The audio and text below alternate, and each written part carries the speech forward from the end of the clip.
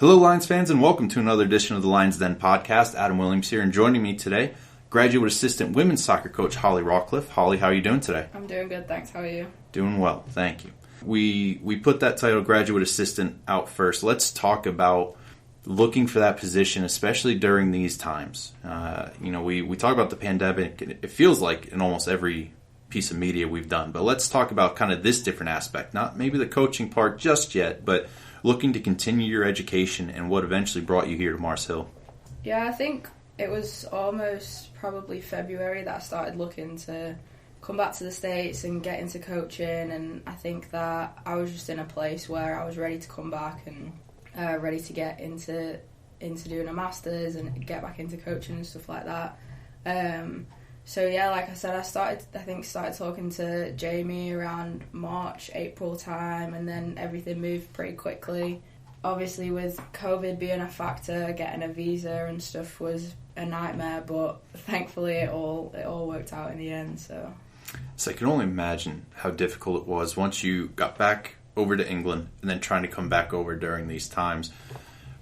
We're going to jump around here in a little bit, but let's talk about maybe that first trek from England over to the States. Talk about that process as an international student coming for your undergrad and kind of just essentially going blind into a university. You went to Limestone, and we'll talk about that in a little bit here as well, but talk about that process and kind of, maybe, I don't want to say intimidation, but again, you're going somewhere you've never been before by yourself at 18. Let's talk about kind of that challenge. Yeah, I mean, it was definitely a challenge. It's something that I've always wanted to do, coming over to the United States to play soccer and obviously get your education sorted as well. Yeah, it was a massive challenge. I mean, obviously, like you said, leaving home at 18, coming to a completely different country. I'd never set foot on the Limestone campus before I got there to start playing and to start school. So I think for me, yes, it was a challenge, but it's also something I've always wanted to do. So it was one of them where I knew what I wanted and I was going to go and get it. So, and obviously my family were really, really supportive through that time. So, I mean, like you said, it was a challenge, but I think it was one that I was up for, and you kind of step into an environment that's almost your second family because everyone's in the same boat. Even if they're from the United States, like everyone's moving away from home for the first time. And so you're kind of all in the same boat. You kind of all are almost forced to mesh together and form like a bond, like a family. So I think moving away from my family into another family environment was definitely helpful. So you talk about that family environment. Wasn't a bad family to go into. Quite successful during your time at Limestone. Just looking at your bio here, named team captain during the spring semester of your freshman year. So essentially, 3.5 years as a captain. From 2016 to 18, you were an all-conference first-team selection for Conference Carolinas, first-team D2 CCA and NSCA all-Southeast region selection, as well as Conference Carolinas all-academic team. Not too shabby. Let's talk about kind of what made you thrive in that environment. Honestly, we just had a very good, solid group of players. There was a lot of talent in that team. And we wouldn't have got to the heights that we did without every single player in the squad. I mean, we had a squad of, I think it was 35. So it was a massive squad, full of talent, full of hard work. Everyone knew where we wanted to get to. We were all on the same page in terms of that, and we had coaches that demanded a lot from us. And I think that we all held each other accountable. We all turned up to training every day, worked hard, and then obviously put in the performances needed during games. And then, like I said, that took us to the heights that we got to. But, I mean, for me personally, like, I obviously wouldn't have got any of the accolades I did without the rest of the team around me. And there were many other players in that team that were all conference, all region. And like I said, we just had a lot of talent within that team. So we left off a couple things. That's my fault. A second team and third team All-American selection. But let's kind of transition to some other accolades that we're going to bring this all back to your graduate studies. First team United Soccer Coaches Scholar All-American, as well as the Conference Carolinas Scholar Athlete of the Year during your time there. Talk about that balance between a playing career as well as the academics, and then kind of a part two of that question. Did that make the transition to this master's program a little easier, knowing you could handle the requirements and kind of the ask that they're looking for in the program?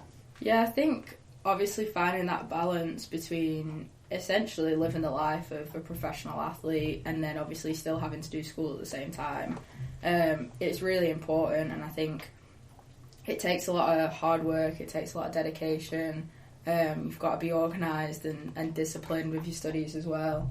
But I think that we were all in an environment at Limestone where we knew that our studies came first. And then once we kind of got that out of the way for the day, then we got to go out and play. And then we got to go and, work hard on the field and complete that aspect of it. So I think over my 4 years at college, it definitely developed my kind of discipline and organisational skills and that kind of thing to be able to be successful in the classroom but also be successful on the field.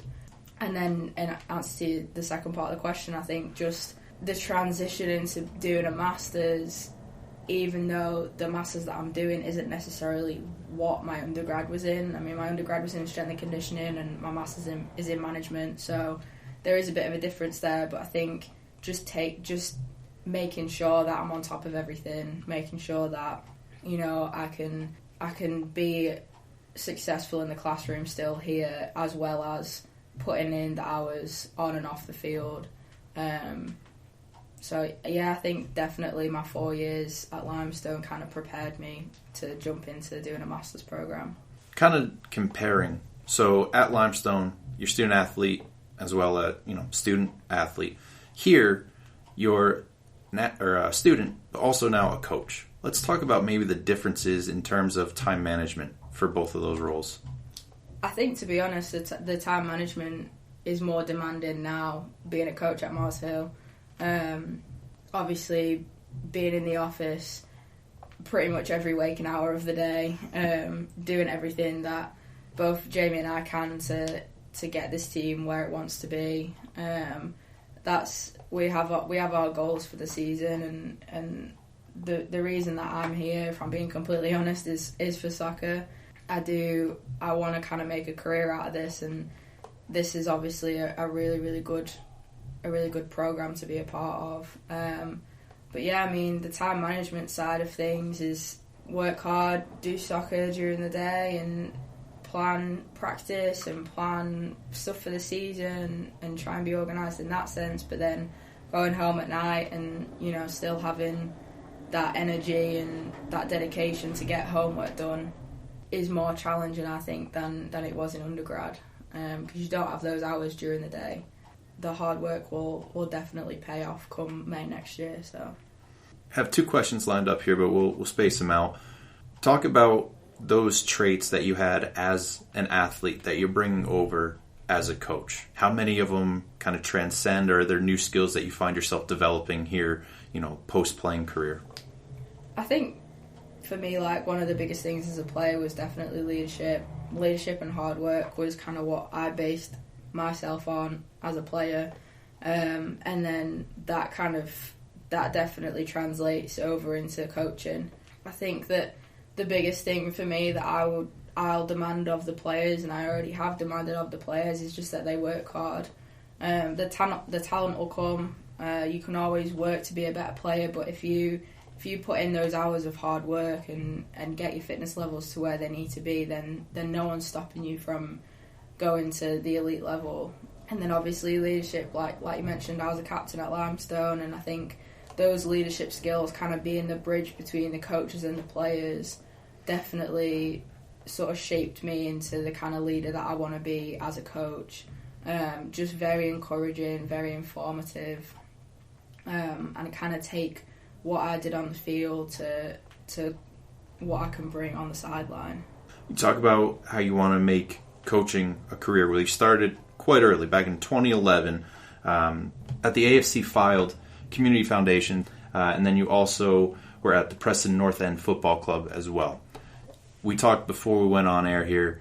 You worked from age ranges about 5 to 17, somewhere around there. Now in a different age range. Now we're talking university athletes. Let's talk about maybe the transition there and maybe the biggest differences aside from the age that you're seeing.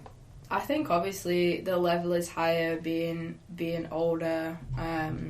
They definitely have obviously had more time to develop as players. You know, coaching younger kids, it's all about fun and enjoyment of the session. And while that's still a factor now in college, obviously you still want to enjoy every session. I think you can start getting into the nitty gritty more of it and try and start getting into the more functional side of things, and coaching them more, you know, helping them develop their soccer brain, rather than, you know, we just turn up and we have a laugh and a joke, which is what it was kind of like with AFC Fylde and with like the younger kids. So I think that side of it is definitely it's more intriguing for me, because it helps me grow as well. It helps me have to think in terms of what do they need to be a better player, what do we need as a team to improve and take that next step.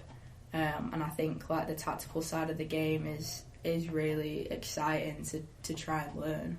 Let's talk about your spring schedule, a unique phrase to say the least. Fall sports being postponed into the spring. You guys have 6 conference matchups. Talk about the importance of getting the team ready for a probably more impactful and more competitive season just because of the stakes involved.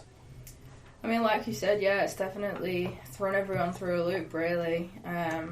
We're supposed to be well into our season now, and obviously not being able to do that, I think, was disappointing at first, but the more that we train and the more that we look at it, it's almost a blessing in disguise. I mean, we had 11 freshmen come in this year, and so to have 4 extra months really to kind of gel the team together, I think has been a massive positive for us. I mean, we keep saying we've been blessed with time to grow and develop this really young squad. And I think come February when we play our first game, we'll be more than ready to go. It's going to be, like you said, it's going to be competitive. 6 games, you gotta win. You gotta get some wins in there. I mean, you don't have a lot of time to impress and a lot of time to get points on the board. So it's going to be important that we hit the ground running come the spring and get the wins that we need to take us into the tournament. Well, Coach, I'm looking forward to you and Coach Newsom draw up in the spring. I wish you continued success in the graduate program, training for the team, and obviously the season, and then everything to come after. I'm sure we'll catch up down the road again. But do you have any final words for the fans out there, or, you know, any thoughts that you'd like to get out about the program? I think just get excited about the spring season. Obviously, there's a lot of sports going on at the same time, and just get out and support Mars Hill in every sport.